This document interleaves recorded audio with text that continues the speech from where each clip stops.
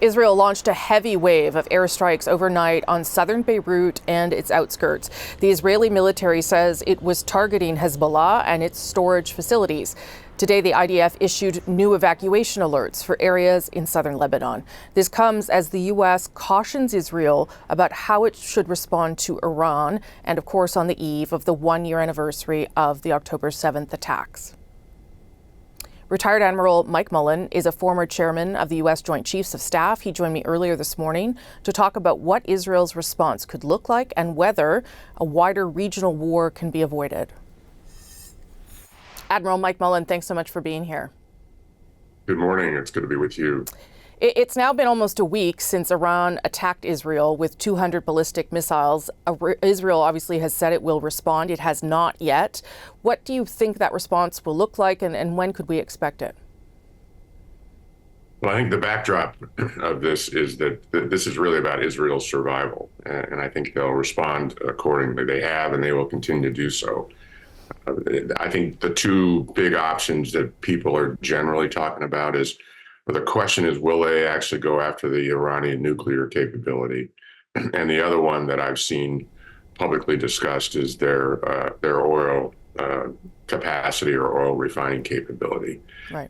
My expectations are that Israel will work hard to hurt Iran in response. I definitely think they will respond because of the size of the attack that Iran has sent to Israel, and this is just to remind everybody that the first time, the last two attacks, the first time that Iran and Israel have directly attacked each other. So I think there's sadly going to be more to follow. President Biden has said he's cautioned against the idea of attacking the oil supplies, oil fields, and he obviously has said he wouldn't support any strikes against nuclear facilities.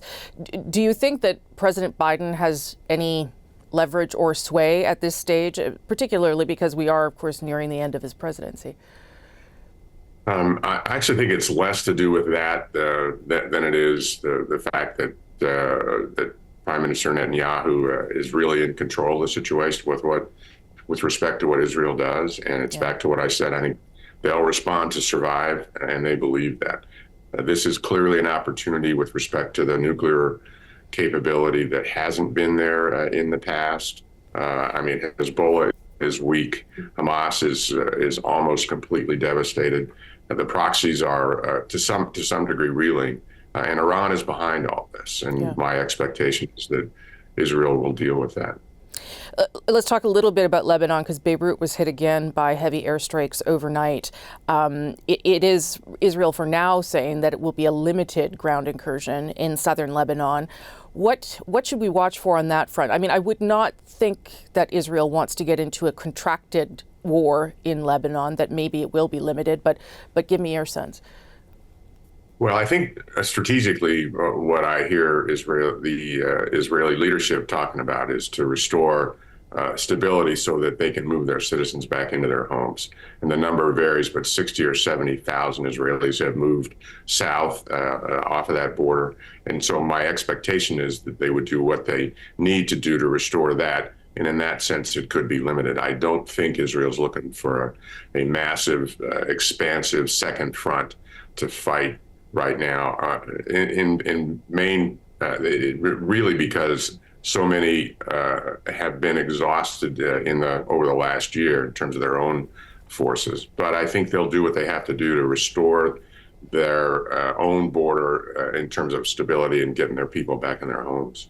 You said that Hezbollah has been upended, perhaps almost destroyed, Hamas also, and that the state of the proxies for Iran is deteriorating. I wonder if that opens up the possibility for, not immediately, but a quieter region eventually.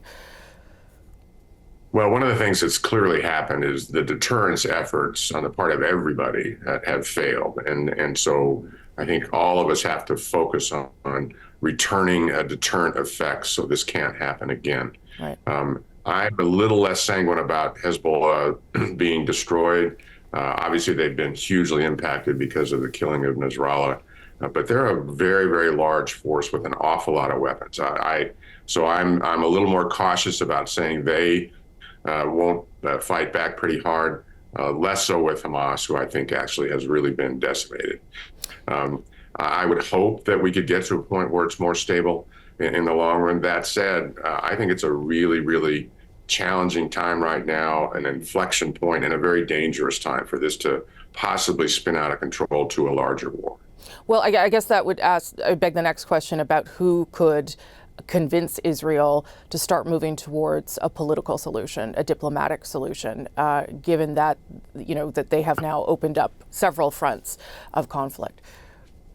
I'm not sure who that would be right now. Obviously, I think the United States should continue to support the Israeli people and do the best we possibly can to support Prime Minister Netanyahu until this settles out and there's a more secure environment for that. That actually portends, I think, more difficult fighting, lots of casualties, both military as well as civilians, and this lengthening, as seemingly we live in a time where all these wars go a whole lot longer than we would like them to or anticipate that they would.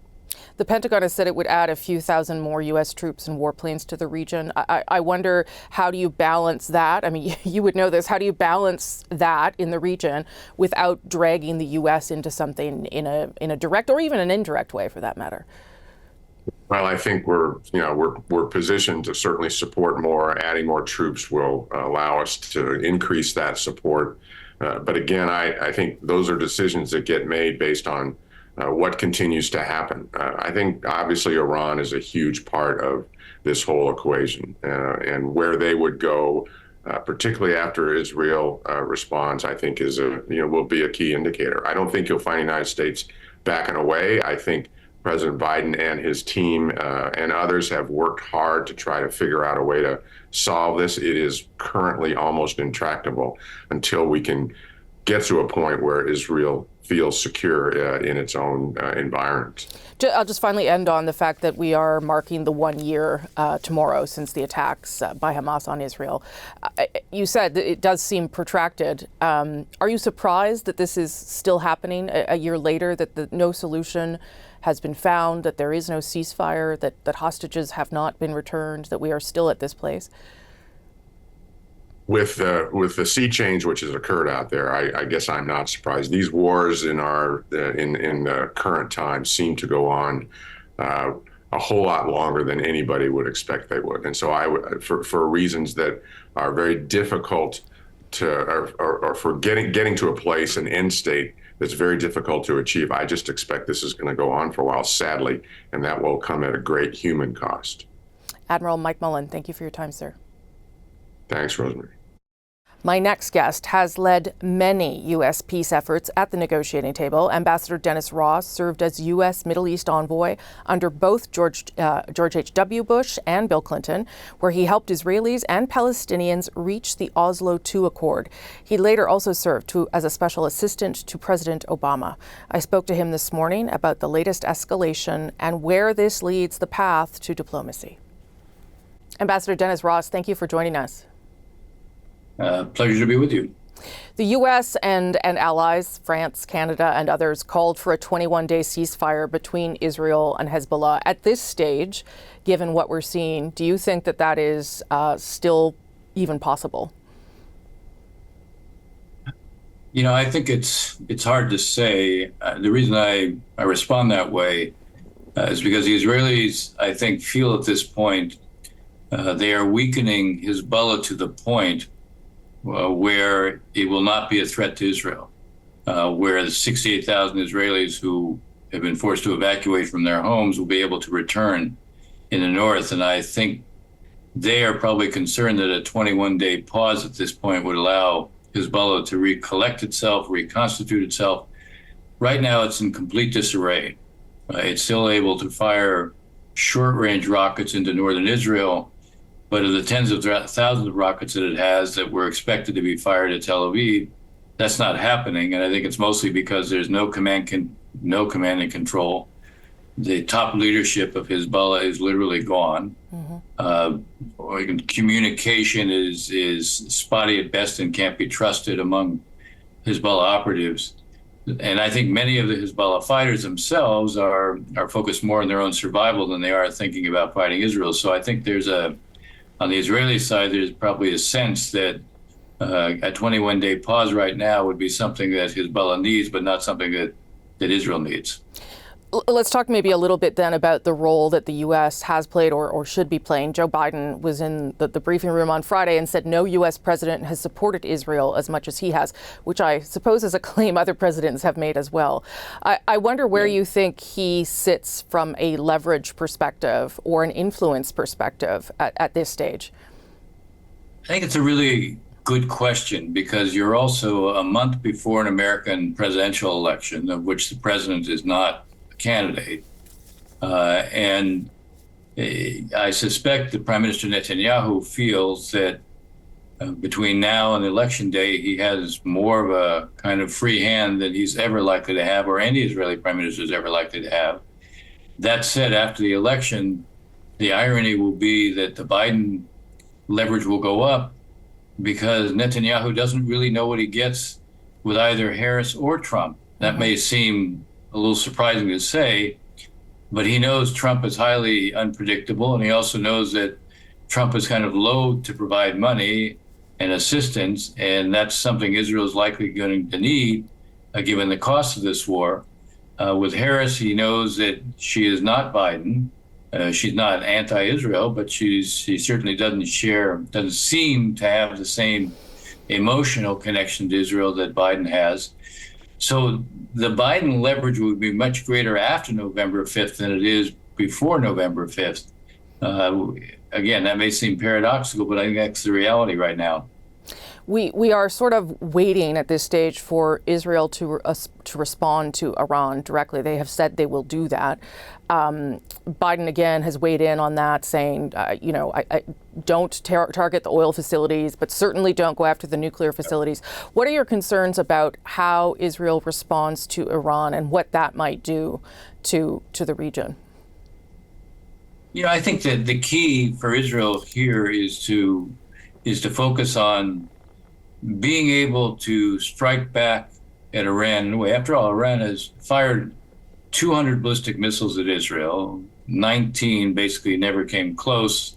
Of the 181 that would have impacted, about 10 to 15% actually penetrated Israeli airspace, and not just spare airspace, but impacted on the ground. So it's a kind of unprecedented attack on Israel, and there's no Israeli prime minister, not just so this one would decide that Israel would not respond. But the question is how to respond in a way that affects the Iranians to the point where they would see that the cost of doing more with Israel is just too high. I think there are obviously military responses that could do that. But as you said, the president doesn't want to see Israel attack oil facilities, and he doesn't want them to attack the nuclear facilities. I think the latter because he thinks that would trigger a longer war. My own sense is there probably are a variety of targets, especially military-related targets, air defense-related targets, missile defense-related targets, that could put Iran in a position where if the Israelis succeeded in taking most of it out, they would realize they themselves would be largely defenseless. That would have a message for the Iranians. I think also non-military responses. Israel has extraordinary cyber capabilities.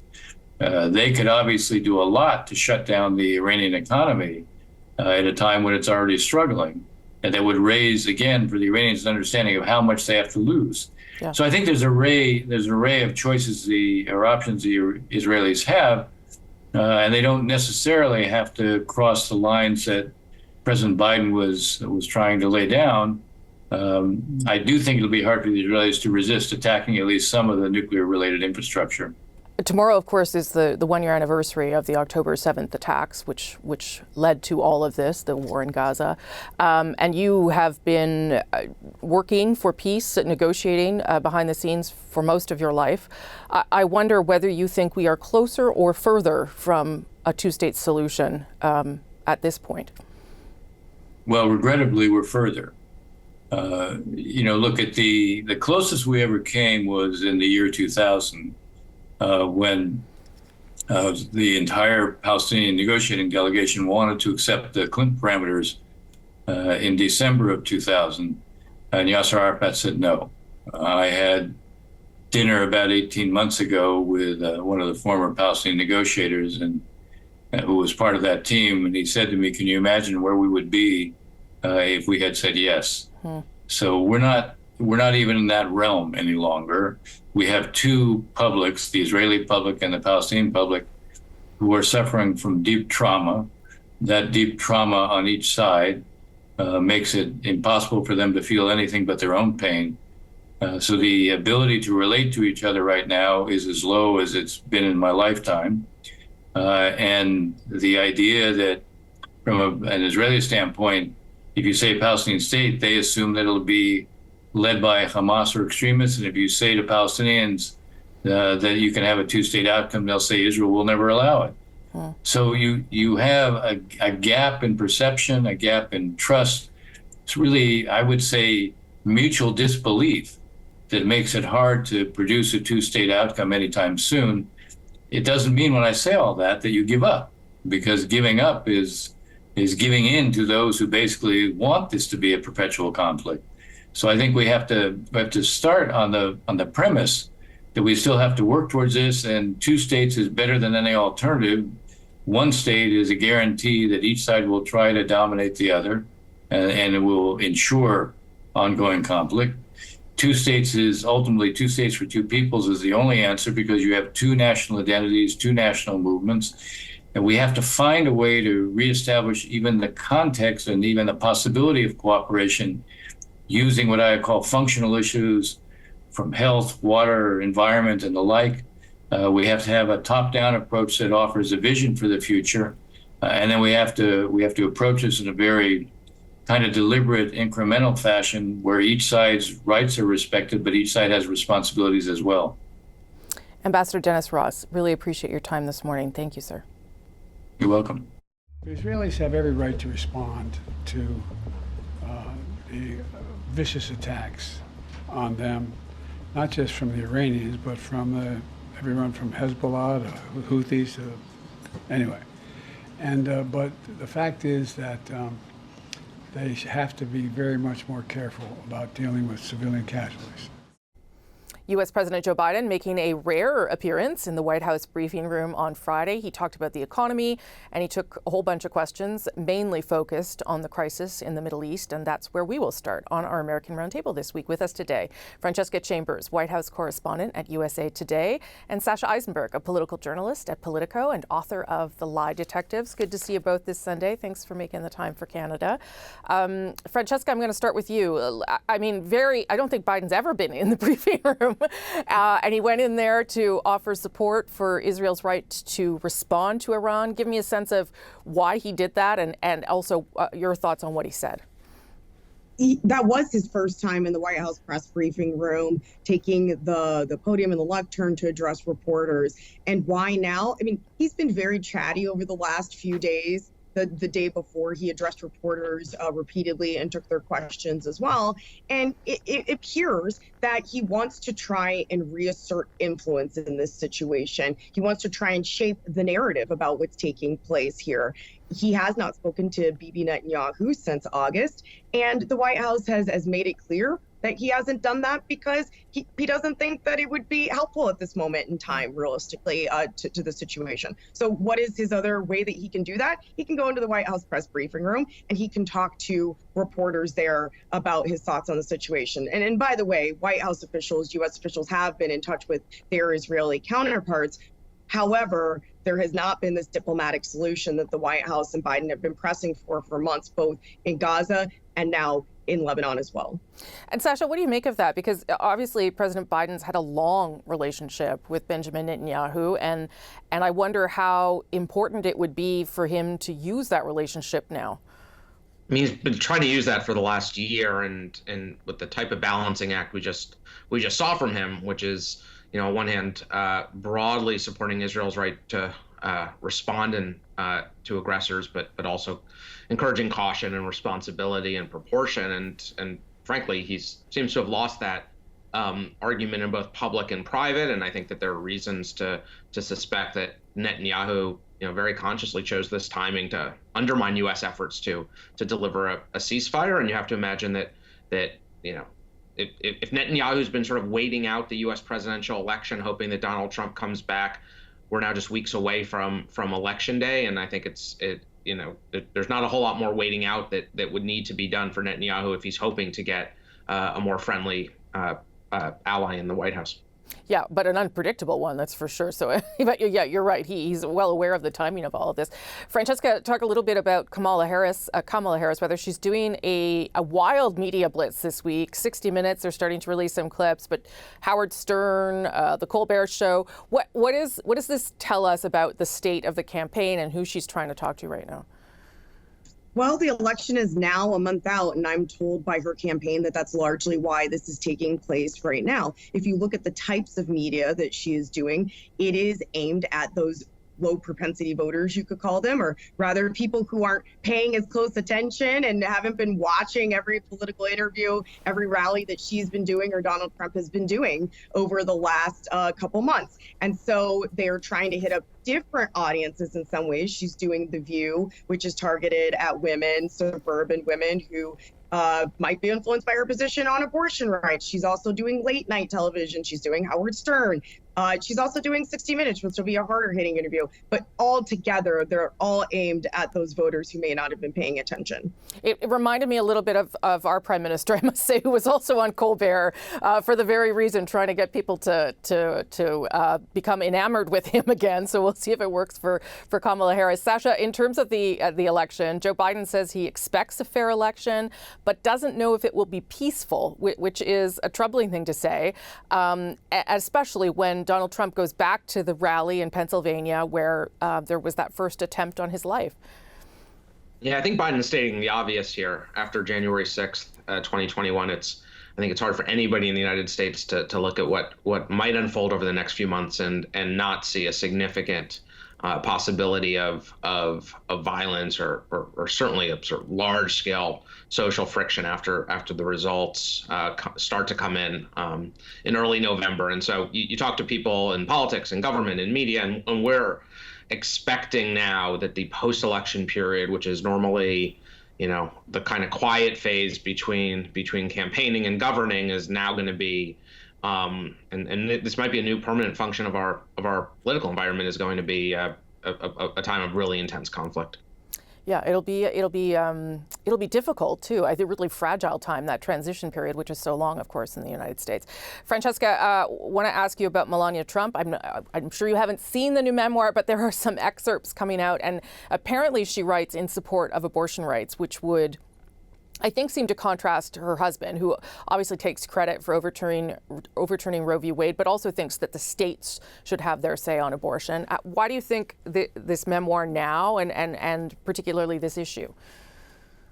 Well, the former president of the United States says that he told her to write what she actually thinks. Now, there are some in American politics who take a more cynical view on that, particularly the abortion rights activists who they've said, that it's taking place right before the election, in which abortion rights is a major issue. And they questioned why, if this was her thinking on things, she did not speak out earlier. Yeah. Now, Donald Trump himself has softened his views on abortion over the last couple months. He said this week that he would not veto, rather he would veto an abortion rights ban if it came to him at the White House if he were elected president. It is a major issue in the election, and it's one that has been a weak point for him in polling. It has been a strong point for Vice President Kamala Harris. Sasha, do you want to weigh in on that issue, the abortion issue, and how important it is for Donald Trump to be at least trying to be seen as more moderate on this issue? Yeah, I mean, a lot of what Melania Trump does not appear to be coordinated with her husband's political interests, but this seems to serve them. He is trying to balance obviously a part of his party that wants him to take a hard line on abortion while sending a message to persuadable voters, these suburban women in particular we talk about a lot, by suggesting that he's really not as hard line. The practical policy question is, do you want a national ban? The kind of personal messages. Do you care a lot about this issue? And I think his wife coming out and saying that she's strongly pro-choice is a way of sort of winking it at folks to suggest this will not be a priority if he wins another term. I'll ask you sort of the not as serious question about that too, Sasha, that apparently there was a $250,000 ask for CNN to interview Melania. I mean, I don't think that's how things work. It's certainly not how things work up here. What did you make of that? No, I think that's the evidence that this is not, this book tour does not exist to serve his campaign purposes. If the goal were to get her out there talking to voters to win them over for him, you wouldn't be asking for money to go on a news network.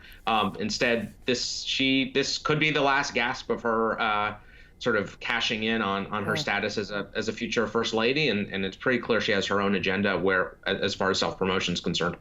Sasha Issenberg, thank you for getting up because you're in LA, so it's early. It's early. Thank you so much for getting up for us. Rosie. I appreciate it. Francesca Chambers, always good to see you too. Thank you both so much. Have a great Sunday. Thank you.